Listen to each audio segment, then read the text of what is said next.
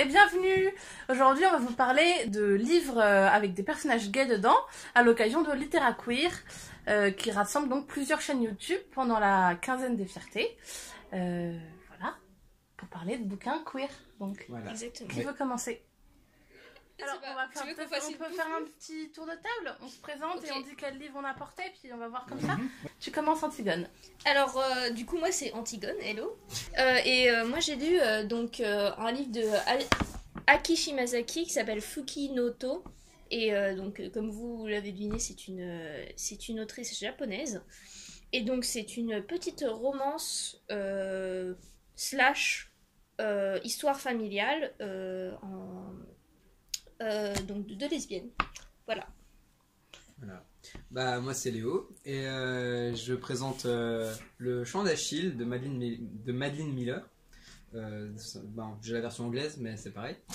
Voilà, et ça raconte l'histoire de Patrocle et Achille, de leur rencontre jusqu'à la guerre de Troie. Moi, c'est Yaspina et j'ai apporté Oh Boy de Mario de Muraille.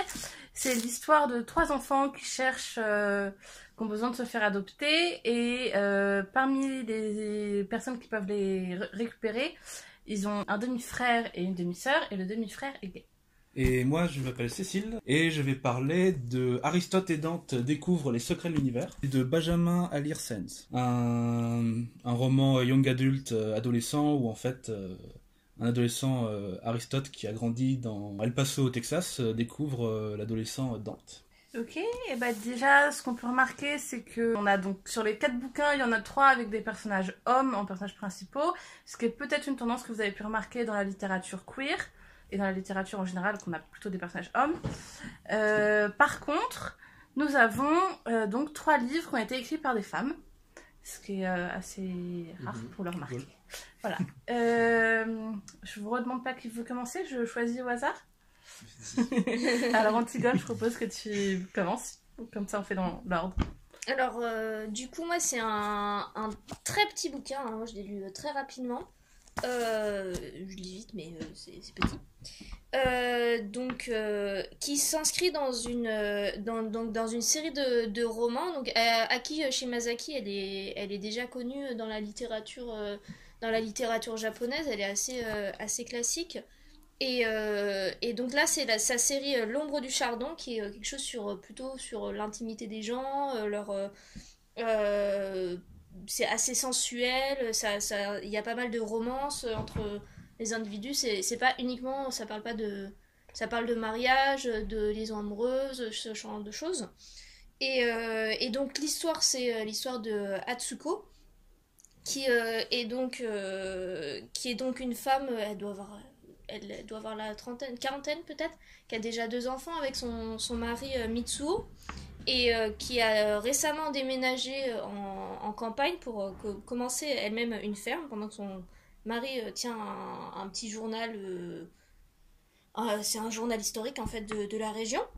Et elle a besoin d'embaucher une dame pour... elle pensait prendre une ouvrière pour l'aider à tenir ses comptes. Et elle a eu pas mal de candidates, mais il n'y en a aucune qu'elle a retenue. Et puis en fait, elle reçoit l'appel d'une nouvelle candidate qu'elle rencontre, qui s'appelle Fukiko. Et en fait, c'est une ancienne amie d'enfance, qui était pas du tout dans la même école qu'elle, mais elles ont une espèce de petite romance épistolaire. Elles avaient un carnet sur lequel elles écrivent, et puis elles se le passent, et c'est très mignon en fait. Elle en parle comme quelque chose de très loin, et qu'elle avait presque oublié. Surtout que la fille en fait a disparu, elle s'est mariée tout d'un coup, et elle a disparu de sa vie. Et donc ça raconte en fait comment elle retombe amoureuse de la fille, et que elle assume pleinement ses sentiments pour elle. Et donc elle commence une liaison, et puis ça pose une problématique dans son couple, parce qu'elle est déjà mariée. Son mari a eu une amante, ce genre de choses, mais c'est très beau, c'est très sensuel, et c'est très juste aussi. Ça prend pas trop de dramatique dans la vie de couple, par exemple, même si elle, évidemment, ça la secoue un peu, parce que quand t'es en couple et que t'as une liaison à côté, c'est quand même quelque chose de particulier. Mais c'est des très beaux sujets et c'est quelque chose que je pense qu'on trouve pas exactement beaucoup dans la littérature japonaise, donc c'est super bien de lire ça. Voilà. Est-ce que tu dirais que ça se finit plutôt bien ou plutôt pas bien? Alors, la fin est un peu évasive. Je pense que ça se finit bien. Parce que t'as pas vraiment de conclusion. Mhm. Mais ça a l'air de se finir, ça a l'air de se finir bien. Ça se finit pas d'une manière impossible. Surtout par rapport à la culture japonaise qui est très centrée famille. Mais ça se finit plutôt bien. Si j'avais un truc à reprocher, ce serait... Enfin, peut-être pas à reprocher, mais genre faire des petits warnings. Mhm. C'est qu'il y a une scène qui pourrait s'apparenter à du viol dans la... Genre, en fait, c'est un rapport sexuel entre la femme et son mari, et tu vois que elle est pas très... Enfin, que elle est pas vraiment d'accord et qu'elle est pas vraiment dedans, et etc. Et c'est... Si t'as pas la sensibilité, c'est un peu compliqué. Ok. Voilà, mais sinon, c'est très bon. Et, voilà. Est-ce que vous avez des questions sur ce livre? Est-ce qu'on en sait sur l'identité de Aki Shimasaki, enfin si elle est hétéro? Je sais pas, je me suis pas du tout posé la question. Je sais pas.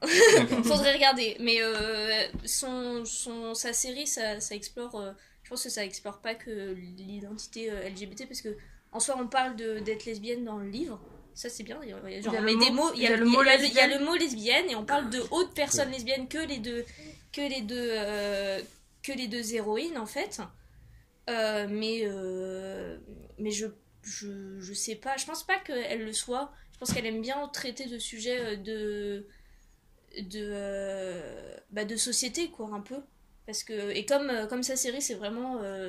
c'est pas de la romance, mais c'est une espèce d'exploration des sensualités et des relations des gens. Je pense que c'était un peu un détour qu'il fallait prendre. Ça aurait été vraiment con que... Oui, après, il y a des auteurs qui envisagent même pas que l'homosexualité existe et qui oublient complètement. Mais là, c'est bien qu'elle y ait pensé. Est-ce qu'il y a des passages que tu as trouvé peut-être un peu clichés, ou comme c'est la littérature japonaise, on retrouve pas nos clichés à nous qu'on connaît? Je trouve pas. Moi, je trouve ça super rafraîchissant d'avoir une histoire d'amour entre deux femmes. Donc, ouais, c'est assez rare. C'est assez rare. J'ai pas trouvé dans la littérature, je veux dire, pas dans la vie, évidemment. Oui. Non, j'ai pas trouvé de cliché. Okay. C'est un style particulier. Je suis pas fan du style, mais je pense que c'est aussi le style classique japonais aussi qui veut ça. Et la langue en soi. Moi, j'ai trouvé ça assez original et bien. Ok. Voilà. D'accord. Léo, tu veux nous parler? Bah oui. Hein, on t'écoute. Donc, Le Chant d'Achille, écrit par Madeline Miller. Donc, comme je l'ai dit, ça parle de l'histoire de Patrocle et Achille. C'est du point de vue de Patrocle. On commence à le suivre. Il raconte plus ou moins sa naissance et ses premières années très très rapidement. C'est assez basé sur du coup, comme ça parle, c'est fidèle à la mythologie grecque, à l'histoire d'Achille et tout ça. Du coup, ceux qui connaissent, ils n'auront pas beaucoup de surprises parce que c'est très fidèle, surtout à la version du pseudo Apollodore, plus que celle de Homère. Du coup, je vais essayer de pas trop spoiler la guerre de Troie, hein, pour les quelques personnes qui ne seraient éventuellement pas au courant. Spoiler, c'est une guerre et c'est des héros grecs. Donc, voilà, vous savez à peu près déjà quel ton aura. Tragédie. Voilà. Mais non, sinon il y a des trucs joyeux en ce livre. Donc on suit Patrocle quand il est jeune et que déjà il voit les sortes de jeux olympiques de l'époque qui sont organisés une certaine année par son père. Et il voit tous les sportifs, tout musclé, tout bien huilé et tout. Et puis waouh. Ah, il y a le petit là-bas aussi, il est mignon. Et ouais, voilà, il dit pas ça exactement comme ça, mais bon, voilà. Il y a des signes. Et quand il est enfant, il tue un autre enfant accidentellement et du coup il est exilé et il se retrouve donc dans je sais pas comment ça se prononce, le royaume de Phthie, P-H-T-H-I-E, le royaume du père d'Achille. Au fur et à mesure, il devient l'ami d'Achille. Enfin, Achille le prend comme compagnon particulier. Il y a un terme exactement, mais c'est vraiment le frère d'armes, mais le frère proche, tu vois, genre pas qu'un frère forcément quoi. Et ils grandissent, du coup ils reçoivent à peu près la même éducation et tout. Bon, Patrocle est toujours dans l'ombre d'Achille parce que Achille c'est le meilleur des Grecs, il est destiné à de grandes choses.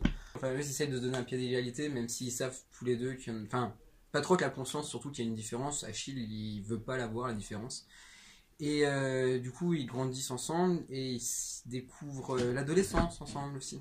Et ça prend son temps, hein, ça prend son temps. Ça attend vraiment qu'il soit âgé pour l'époque, hein, je veux dire, quand t'as 16 ans, à l'époque, t'es déjà un homme, quoi. Donc, et du coup, c'est vraiment, ils sont explicitement ensemble.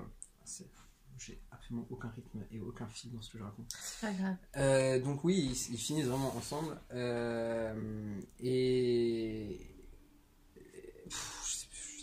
Donc ils finissent ensemble, ils tombent amoureux, ils sont ensemble et ils partent à la guerre. Ouais, voilà. Oui, le livre est séparé en deux parties. Alors il n'y a pas de partie 1, partie 2 explicite avec vraiment des petits numéros, mais ça se sent, c'est la partie avant la guerre de Troie et la partie à partir du moment où ils y sont, en tout cas où ils y vont.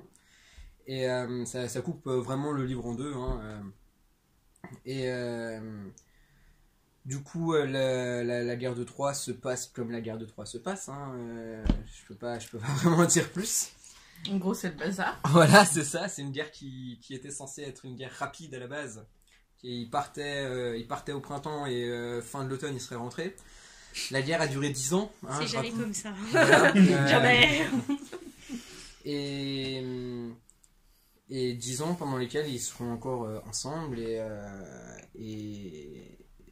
c'est on peut dire aussi que c'est cette relation qui marque le tournant, on va dire, pour la guerre, en fait, qui marque un point décisif pour la guerre de Troie, qui sera en faveur des Grecs, du coup. Et voilà, c'est une belle histoire. Et donc dans la guerre de Troie, un événement qui est assez important pour Achille, c'est donc à un moment le butin de guerre qui comprend des esclaves. Ouais. Et parmi ces esclaves, il y a Briséis au Belgou, puisque c'est son nom dans l'Iliade. Voilà. Enfin, du moins dans la version de l'Iliade que j'ai lue. Est-ce que tu peux nous parler un peu de l'importance de ce personnage dans l'histoire ? Alors, comme Mina l'a dit, c'est un trésor de guerre, donc les gens qui en héritent, en gros, peuvent en faire ce qu'ils veulent. Mais Achille, pour le coup, lui, les filles... ça lui passe au-dessus, hein, et il a été forcé de faire ça une fois, 2 fois, et en fait, non, pas du tout. Ça lui va pas. Et du coup, il est un peu en mode, mais elle reste là, elle fait jolie dans la tente, je suppose. Par contre, avec Patrocle, ils s'entendent plutôt bien, et il y a une relation qui se développe entre les deux aussi. Il essaie de l'apprivoiser, surtout à la base, parce que c'est une Troyenne, et elle parle pas le grec, c'est tout con, mais ils parlent pas le même langage. Et il l'apprivoise et tout, et puis entre guillemets, non, j'ai l'impression de parler d'un animal, mais et il lui fait comprendre qu'elle risque rien ici, et il se développe un truc entre les deux, et du coup, ouais, Patrocle plutôt du côté bi de la force, et ça forme une sorte de relation polyamoureuse, parce que Briséis et Achille se partagent Patrocle, et c'est quelque chose de très doux, et il y a on parle d'un trésor de guerre quand même, mais il y a quand même des vrais sentiments qui se développent au bout d'un moment, parce qu'il y a de la tendresse entre les persos, quoi. Voilà. Et du coup, en général, c'est une histoire qui est plutôt tendre et mignonne. Oui, tu parles juste avec Briséis ou je parle de l'histoire d'amour entre Patrocle et Achille, de leur relation, est-ce qu'elle est plutôt... jusqu'à... Comment elle est mignonne jusqu'à déjà ce qu'ils doivent partir pour la guerre. Là, ça perd un petit peu en mignonitude, parce que ils commencent à être des hommes, et ils partent à la guerre, donc voilà. Et non, mais il y a beaucoup d'amour jusqu'à la fin, en fait. La toute fin, c'est un peu compliqué, parce que ceux qui connaissent savent que Achille fait la gueule à tout le monde, et Patrocle il est en mode arrête de faire la gueule, on a besoin de toi, et du coup ça crée des tensions. Mais ouais, sinon tout le reste c'est tendre, quoi. Genre c'est une très belle histoire, ils s'aiment très fort. Et j'espère que je m'entends pas la sonnerie de... Et les autres personnages, ils sont comment par rapport à la relation entre, par exemple, Ulysse il les nargue gentiment, quoi. Genre, parce que c'est des enfants. C'est plus parce que c'est des enfants, plus que parce qu'ils sont gays qu'il les nargue. Hein. Parce que c'est Ulysse, parce qu'il peut, donc voilà. Mais il y a quelques réflexions qui sont faites à droite, à gauche, mais... Tu peux nous raconter l'anecdote que tu nous racontais tout à l'heure? Laquelle? Sur le bateau avec Ulysse? Ah oui. Voilà. Donc ils sont sur le bateau, Achille, Patrocle, en direction de Troie avec Ulysse et Diomède. Et Ulysse regarde Achille et il lui fait ouais, je vous ai mis une chambre. Pour vous, il y a une chambre avec un seul lit, mais je pense que ça pose pas trop de problèmes. Déjà, les deux ils sont en mode non, mais on voit pas de quoi vous parlez. Non, c'est pas nous. Puis Ulysse, il insiste un peu en disant c'est pas grave, hein, tout le monde, hein, tous les jeunes garçons, c'est connu, voilà. Voilà, donc c'est mignon, quoi. Genre, Ulysse, il est cool avec. Mais après, Ulysse, il est généralement très cool dans ce si vous aimez Ulysse, lisez même si c'est sur Achille, hein. Et du coup, à la fin, je suppose que c'est comme dans l'Iliade, on pleure beaucoup. Ouais, on pleure. Tu penses que tu t'as tenu et tu pleures quand même. Sachant que c'est un peu galère si vous savez comment ça se passe. C'est du point de vue de... C'est première personne, hein, c'est vraiment, c'est vraiment Patrocle qui raconte. Et vous savez, si vous savez deux, trois trucs, vous vous dites quand même que... mais attends, non, c'est très bien géré et tu chiales ta race. Moi j'ai tenu jusque tard et j'ai beau connaître exactement ce qui se passe, dans quel ordre le truc se passe et comment il se passe et voilà, j'ai été mis KO. Très bon livre, je le recommande très fort. Alors moi je vais vous parler de Oh Boy, donc c'est un roman pour la jeunesse. Donc comme j'ai dit tout à l'heure au début, donc c'est Siméon, Morgane et Venise qui sont donc frères et sœurs. Leur père a disparu, leur mère est décédée. Et donc ils cherchent une famille d'accueil. L'État les aide à chercher une famille d'accueil. Et leur solution de tutelle, c'est donc leur demi-sœur et leur demi-frère. Leur demi-frère Barthélemy, il est assez jeune, il est gay, donc c'est pour ça que j'ai choisi ce livre pour cette vidéo, et il est assez immature. Mais comme il est très jeune, ça se comprend. Et en fait, moi ce que j'ai bien aimé avec ce bouquin, du coup, c'est que à la fin on aurait pu décider de choisir d'écrire cette histoire sans personnage gay et on aurait une toute autre histoire. En même temps, si t'enlèves Barthélemy de l'histoire, t'as plus du tout la même histoire, du tout. Donc il est vraiment essentiel à l'histoire et j'apprécie cet effort de Mario de Muraille. J'ai trouvé que c'était un bouquin qui était un petit peu cliché, c'est-à-dire qu'il est conscient des clichés mais pas trop. Enfin, les clichés négatifs, ils sont toujours dans la voix des autres et ils sont souvent contrés par les héros. Et les clichés, on va dire un peu positifs, ils sont totalement embrassés par le personnage. Donc Barthélemy, par exemple, il est décrit comme ayant une voix un peu gnangnan, comprendre une voix un peu efféminée, et se déhancher, avoir une démarche chaloupée. Et il a notamment une boucle d'oreille, ce qui est quelque chose que beaucoup d'hommes gays c'est oui, il y a des hommes gays qui sont comme ça, quoi. Et d'ailleurs, notamment, le truc de la boucle d'oreille, c'est repris assez souvent, parce que Josiane, la demi-sœur, elle s'appelle Josiane, Pauvre elle. elle reproche beaucoup son homosexualité à son demi-frère.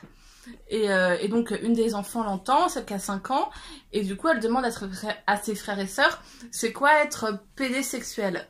C'est le mot qu'elle a compris de ce que sa demi-sœur a dit. Et donc on lui répond, c'est un garçon qui porte des boucles d'oreilles. Et vers la fin, la petite Venise, elle a des boucles d'oreilles, et elle fait à son frère, regarde, je suis comme toi, je suis pédésexuel. Et il est là, quoi? Et elle lui montre ses boucles d'oreilles. Et il fait, bon bah, ok. Toute l'histoire en fait sonne vrai. Enfin, c'est des situations, les enfants ils sont comme ça.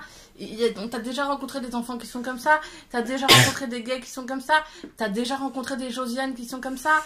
Et du coup, ouais, tout sonne vrai. Et même la fin, qui est un peu douce amère, bah c'est une solution qui pourrait exister dans la vraie vie.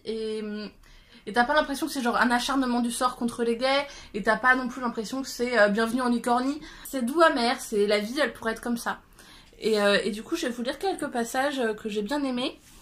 À un moment, donc il y a un des frères et sœurs qui est malade et qui a besoin d'un don de plaquettes. Et il a besoin que ce soit donc une personne de sa famille pour avoir le plus de chances que les plaquettes soient compatibles. Donc ils font appel à Barthélemy, bien qu'il soit gay, et que comme vous le savez, les hommes gays n'ont pas le droit de donner leur sang s'ils n'ont pas été abstinents pendant 1 an. À l'époque, c'était sans doute pas du tout, puisque le bouquin date de 2000. Et le docteur Geoffrey est pas content. Comme les deux médecins en étaient à lister leurs erreurs, Geoffrey remarqua. C'était risqué de faire appel à un homo. On avait bien sûr pratiqué les analyses habituelles sur le sang de Barthélemy. Mais comme il existe un délai entre le moment où une personne est infectée par le sida ou l'hépatite et le moment où la maladie est décelable par les tests, on ne pouvait être sûr à 100% de la fiabilité des résultats. On a travaillé dans l'urgence, répliqua mon voisin. Mais il était mécontent. Mécontent ou malheureux. Et homo ne veut pas dire inconscient, ajouta-t-il avec un certain emportement. Geoffrey haussa les sourcils, peu habitué à ce ton d'irritation. Non, c'est sûr, bredouilla-t-il. Donc voilà, dans ce passage, en fait, ce qui est bien, c'est que le docteur prend la défense déjà de ses choix à lui, mais aussi de la vie de Barthélemy, puisqu'il lui a quand même fait subir un questionnaire assez détaillé sur ses pratiques, sans pour autant que ça puisse choquer les enfants. C'est est-ce que vous avez des partenaires réguliers, est-ce que vous avez beaucoup de partenaires très souvent. C'est c'est pas des questions choquantes. Plus tard dans le livre, on apprend que le docteur Mauvoisin est de la famille, pas la famille des enfants. Vous avez compris. Donc c'est aussi intéressant d'avoir ce point de vue. Mais là, quand on le lit, on comprend juste que c'est un docteur qui défend la responsabilité de Barthélemy. Et donc ce que j'ai bien aimé, d'abord, c'est que tout ce qui est homophobie, finalement, c'est dans la voix des antagonistes et pas internalisé ou pris comme une vérité universelle. C'est vraiment c'est Josiane, la demi-sœur, qui s'en sert pour avoir ce qu'elle veut obtenir. Et du coup, on comprend bien que ce sont des idées négatives et nauséabondes. Par exemple, elle discute avec son amie psychologue qui vient de rencontrer la plus petite des enfants, Venise, et elle dit, et la psychologue lui dit, Venise peut continuer à voir son frère aîné, dit-elle simplement, parce que il n'y a pas de problème. Mais la tutelle, se récria Josiane. La juge ne peut pas confier la tutelle à Barthélemy, un homosexuel. La psychologue devina que s'il y avait effectivement un problème dans la famille Morlevent, c'était entre Josiane et Barthélemy. Ils allaient s'arracher les enfants. Elle ne voulut pas braquer Josiane en lui donnant trop nettement tort. Après tout, elle ne connaissait pas Barthélemy. Ce serait bien que Venise commente une psychothérapie, dit-elle, parce que, elle vient de vivre des choses terribles et tout. Mais il faudrait peut-être aussi envisager une thérapie familiale, parce que, il faudrait éclaircir la situation entre votre frère, vous et tout. Autant Dorothée déchiffrait aisément les autres, autant elle peinait à s'exprimer. « Une thérapie familiale !» répéta Josiane comme si c'était la chose la plus idiote qu'elle ait entendue depuis longtemps. « Mais moi, je vais bien, je vous remercie !» Très chouette personnage, Josiane, je l'aime beaucoup. Donc, par exemple, il y a un échange entre Mauvoisin, toujours, et Geoffrey. Pardon.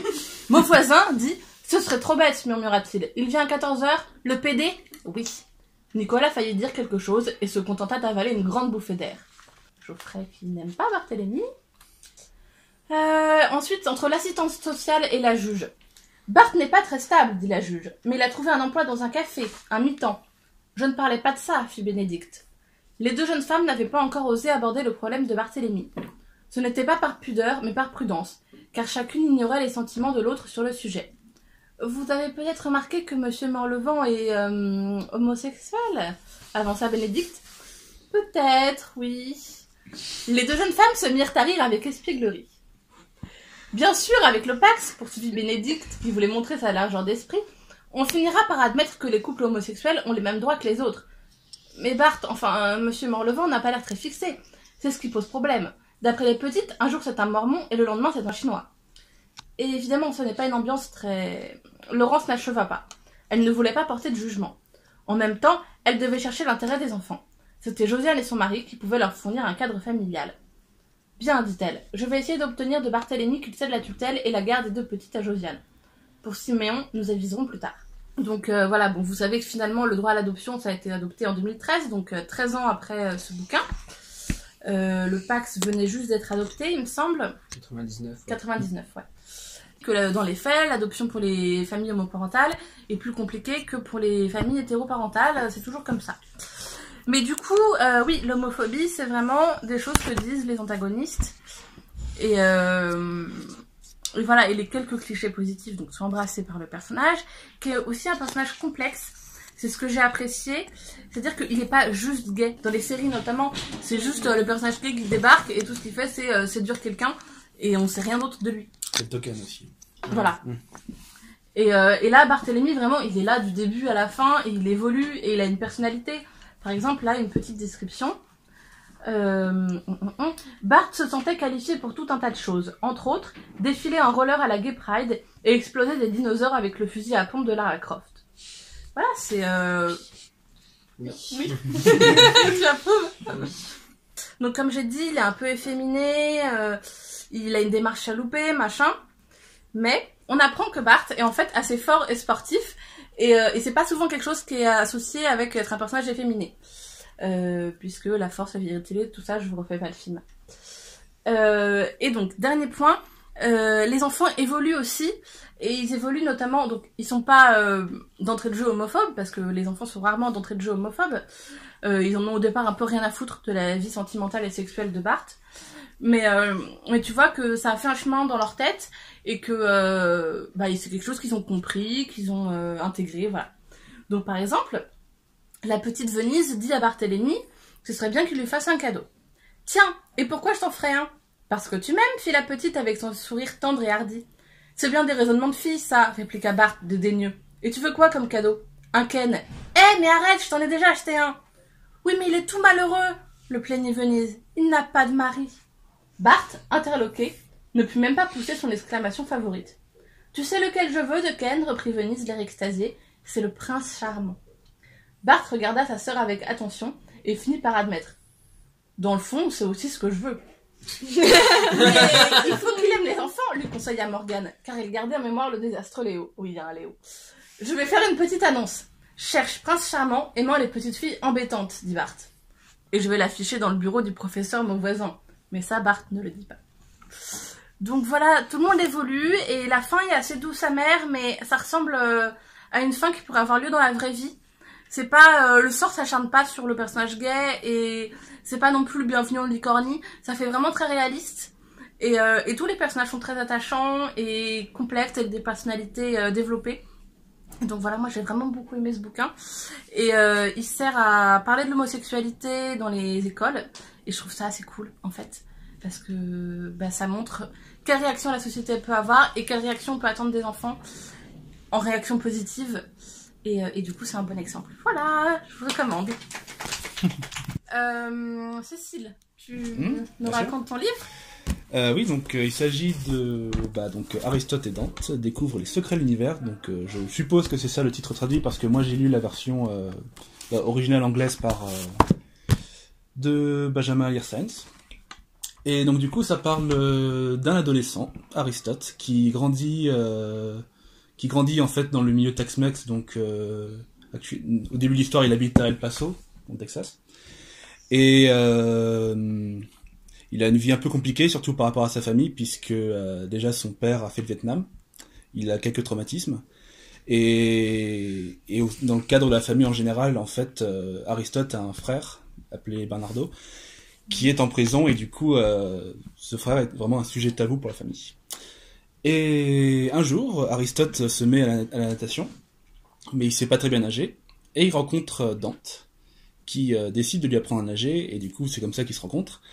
Et du coup, Dante, c'est un peu légèrement un contraste pour Aristote, puisque Dante, lui, a une famille qu'il aime beaucoup, en plus d'être très optimiste dans la vie.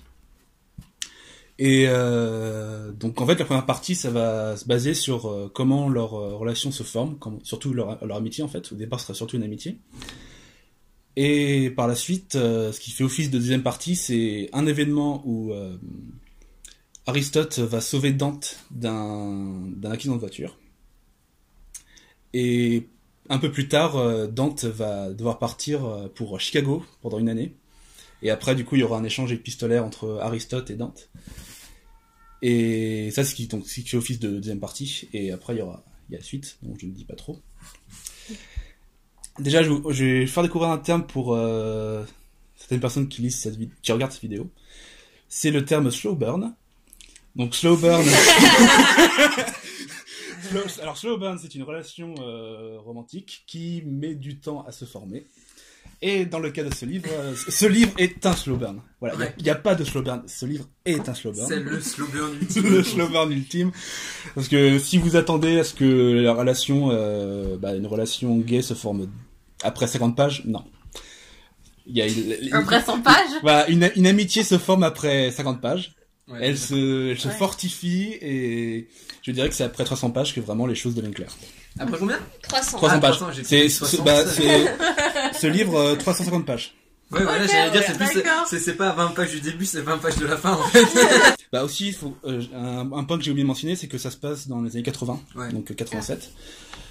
Il n'y a pas vraiment de mention des problèmes de l'époque, que ce soit crise du sida ou autre. Surtout que les protagonistes sont deux ados de 15 ans. Ouais. Mhm. Donc du coup, ça reste romantique.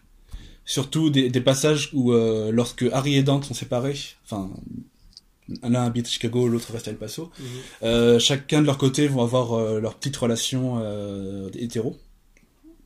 Et c'est à ce moment-là où je m'étais dit... La tête de Mina. Je dis ça, je suis avec un mec, donc c'est vraiment pour la blague.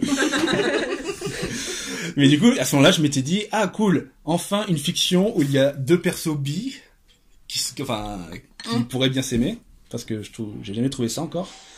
Mais au final, non. C'est plutôt une phase pour eux, en fait. Ouais. Et même sur le fait que sur tout le livre, il y a vraiment le romantisme qui fait que s'accroître sans qu'on passe à la case romance, enfin, que l'amitié s'améliore. J'avais un peu l'impression que du coup, ce serait plus un livre aromantique. Mais non. Et voilà. Est-ce qu'il s'identifie comme gay? Est-ce qu'il prononce le mot gay, du coup? Alors non. Disons Ok. qu'à un moment, il y a le terme queer qui est utilisé un peu de manière négative. Après, ça reste explicite, en fait. D'accord. T'as le terme garçon qui aime embrasser des garçons. T'es sûr que c'est pas dit une fois à la fin avec les parents? J'étais persuadé qu'il prononçait les trucs parce que il y a plusieurs occasions de le prononcer et notamment aussi avec sa tante. Parce qu'il a une tante qui est lesbienne. Oui, Oh, nice. mais malheureusement, le moment où Aristote lui rend visite, en fait, c'était pour sa veillée, en fait. Mm. Ouais. Et More nice. ouais, c'est Voilà. voilà, bury your gaze. Je ne sais pas qui est le terme lesbienne, justement.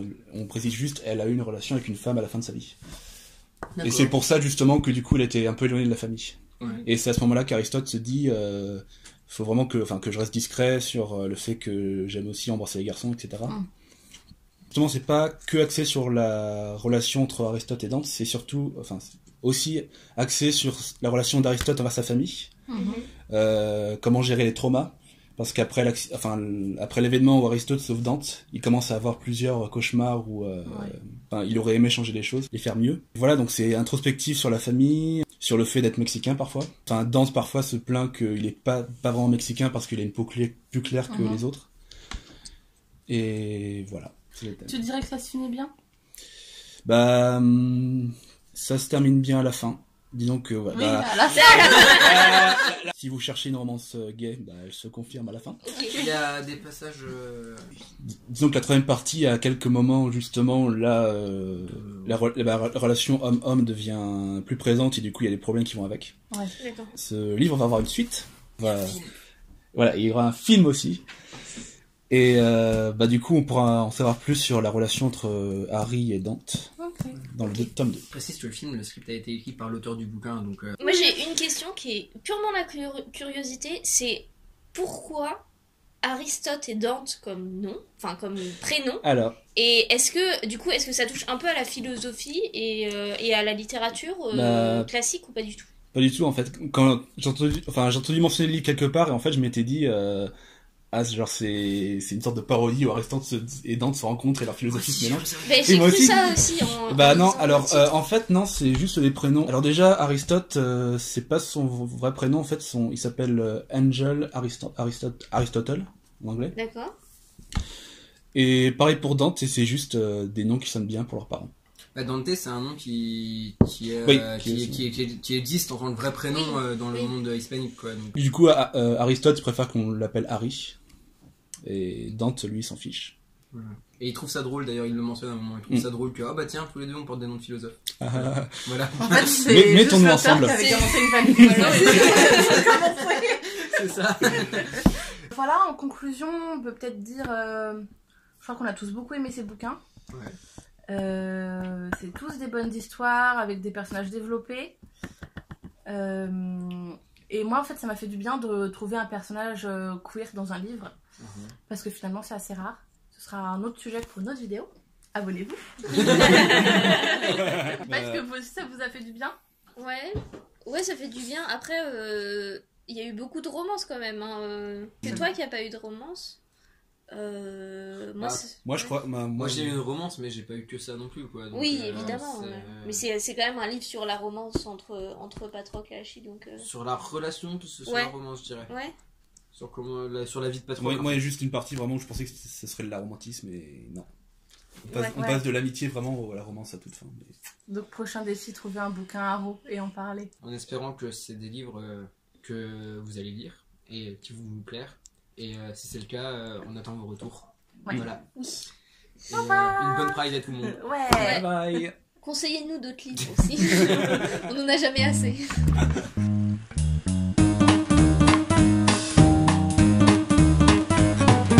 un livre qui serait intéressant pour des ados à lire.